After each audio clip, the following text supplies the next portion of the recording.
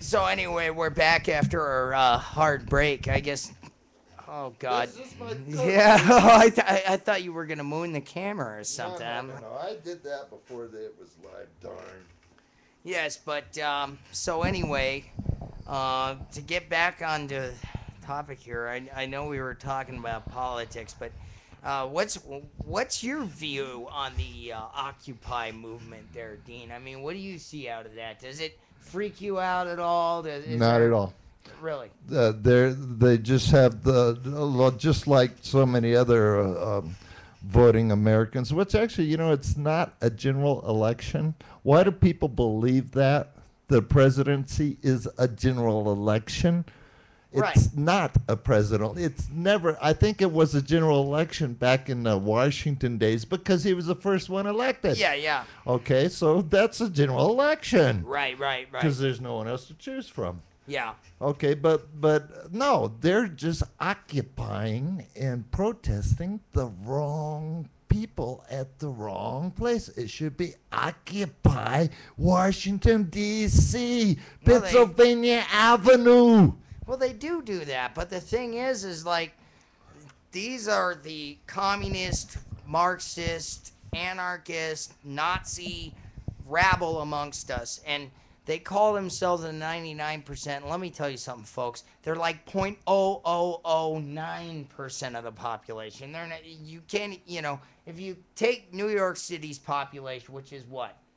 Oh shoot, we're talking about not the city. Well, no, the city is over 2 mil. Yeah. Yeah. And there's maybe 50,000 in Zucchini Park. I call it Zucchini Park because they're busy putting condoms on cucumbers there and singing Kumbaya. But hey, now wait a minute. Hey, that doesn't sound too bad, dude. Don't cut that down. Well, it's without the cucumber part, but yeah, Kumbaya. That should be the international anthem. Of what, numptyism? No, Kumbaya, everybody. Yeah. Hyde Ashbury, Margaret Thatcher. Oh, yeah. Oh, yeah, she's about as thick as this piece of, Oh, Margaret was cool. 10 Downing Street, man. Oh, yeah. Not, she was cooler than Blair, I think. But Blair's a numpty. I mean, but he was at least he was friends to the United States. Well, yeah, he was friends, but another progressive hack, So, but everybody's like, "Oh, let's blame Bush." Well, God, I'm getting off topic again. I'm talking about Occupy Wall Street, but they really are a small percentage, but they're a really well-funded small percentage. And I was going back into that. Who's funding them? Well, let's see, George Soros. The Communist Party of America, labor unions. These are all billion-dollar entities. The one that hurts me the most that I heard about. What's that? Michael Jordan. Oh, yeah, let's go into that. What are you people thinking? Why are you contributing money to a Marxist? Are you Marxist yourself? Well, I shouldn't say that because that's probably true. What? Not, and I don't see. I'm colorblind. Okay. Yeah. But what child didn't idolize that guy? Oh, I know. And he has to go and give $1 million. Between him and his cronies, they gave what, 10 million? You said. Yes. I mean, how could you sleep at night giving $10 million to a spirit of the Antichrist that wants to destroy America? What is wrong with you people? You schmucks. You morons. Gotta get your head out of your asses. All right, sorry. I'm on my rant again. So, anyway, but yeah, he did that. And then, of course, Oprah Winfrey, she did that too. Oh, yeah, but look at it, man. She's dying, man. Look at her Oprah Winfrey her magazine, ratings, her network, everything. Yeah, her ratings are in the toilet. She's Glenn Beck with the GBTV thing has actually got more viewers than she does. Congratulations, Glenn, by the way. I wanted to say congratulations on your network because, I watch every day and it's awesome. But Of course, those of you who don't like Glenn Beck and don't like the truth and think he's a numpty, I guess, you know. Hey, do as he says. Look it up. Yeah, look it And up. he doesn't say look it up on the internet because anyone can say anything on the internet. He says look at the history books. He's teaching us history. He says read about George Washington.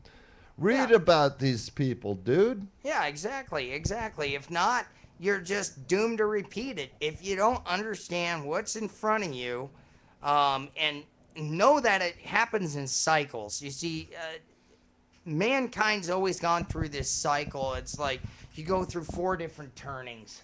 And this is what I learned the other day. It's like your first turning, it's like after a revolution. It's usually a high point where everybody's doing good. And then you go through a second turning and things get a little corrupted. Third turning, you get an Obama in there. And then the fourth turning, everything goes to hell in a handbasket. And there's another revolution and it turns back around.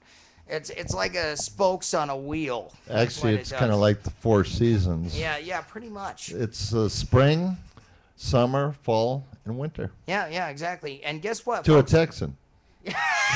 Yeah. Yeah. And guess what, folks? We're in the winter. We're in the beginning of the winter, I'd say. Or maybe the middle of it. I don't know. But this is a long, horrible winter. Well, actually, if you go by the calendar, Dave, we're going to be out of it pretty damn soon. Well, yeah. Excuse my language, but I'm talking about the political winter or the social winter. oh man, hell is freezing over. Well, no, I think hell is visiting us on our doorstep, but that's just my opinion.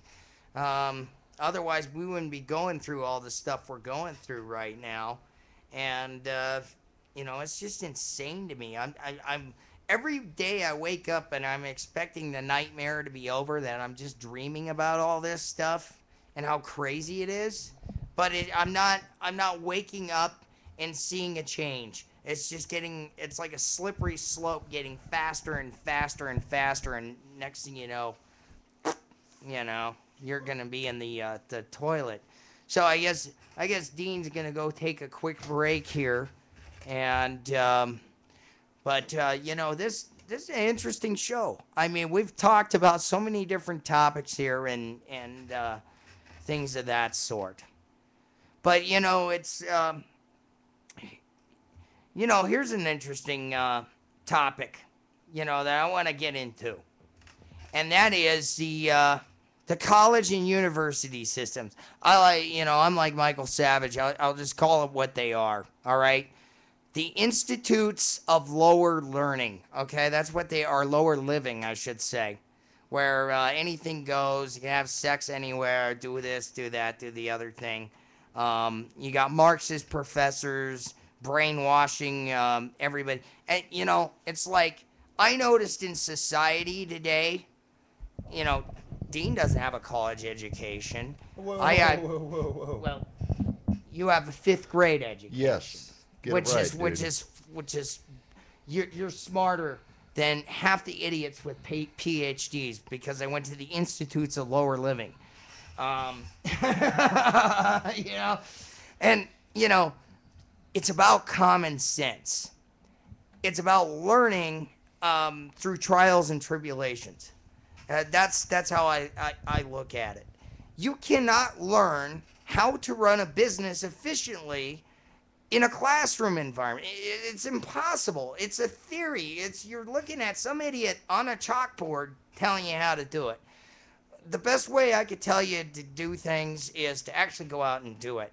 Like he's saying, "Oh, I'm a natural at this. I should." Yes. Yeah. I mean, just look at the dude now and listen to him. Hey, like I said at the beginning of the show, where's the teleprompter? Yeah. We don't have a teleprompter. You see him looking down at a piece of paper? No, I'm just. I need one. I'm staring around the room right now.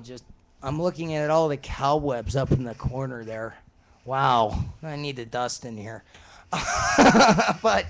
But you see, I don't believe in college. I just don't. I mean, what are you going to learn other than how to be a good global Marxist anymore?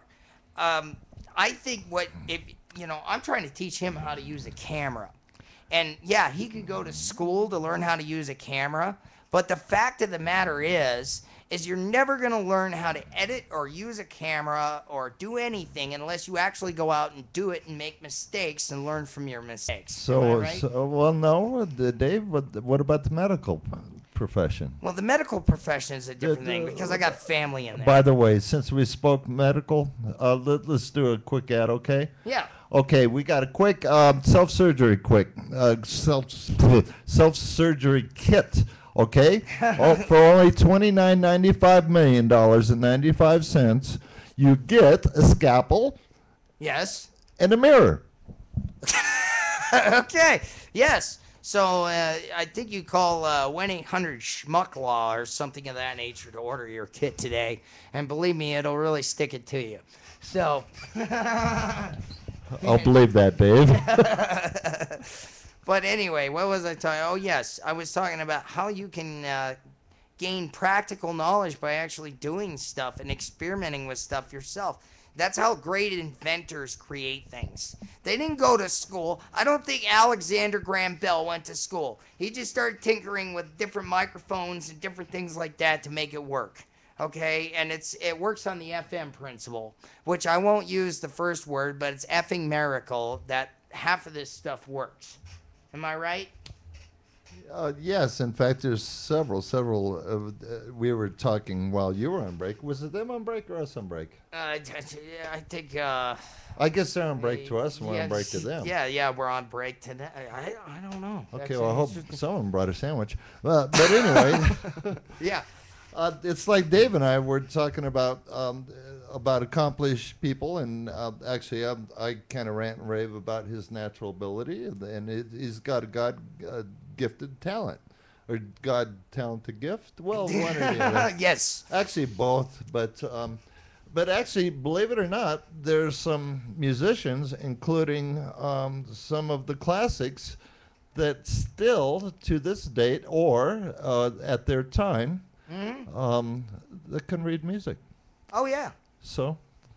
Yeah, and then there are people out there that, I mean, he brought up Marilyn Monroe, for example. What made her famous was her legs, right? Yeah, that was her friend. That's what got her fame. Yeah, and then, I guess you either have it or you don't. Well, Dave, so how do you explain Neil Young on a microphone? He sounds like Groucho Marx's grandmother after a hysterectomy, but that's another story. I've never heard somebody sing that bad in my life. I mean, it's out of key. It doesn't make any sense. And good guitar player, but vocalist. Decent. Guitar player. Vocally, he's vocally challenged. You know who else is vocally challenged? But what I consider one of the most original, but quite talented, is "You Are So Beautiful," Joe Cocker. Joe Cocker. Oh yeah. Yeah. And believe me, I am not joking at his physical disposition. Is that right? Yeah, that's correct. Yeah, no, the guy was a genius. Oh yeah. Yet look at what he accomplished with that. Yeah. There's actually been several musicians, especially on the piano, that were deaf. Yeah. Beethoven wrote the Fifth Symphony, and he was deaf, and I think blind when he did it, or deaf, definitely. But and then Mozart was tone deaf. He couldn't decipher a G minor from an A minor. He couldn't tell the difference. But yet these guys composed some of the biggest works that we still use today. They're I guess when you lose one ability, you're gifted in others. That's all I could say. I mean, with one exception. Yeah. So anyway, we're coming up on another break here. So we'll see you in a minute.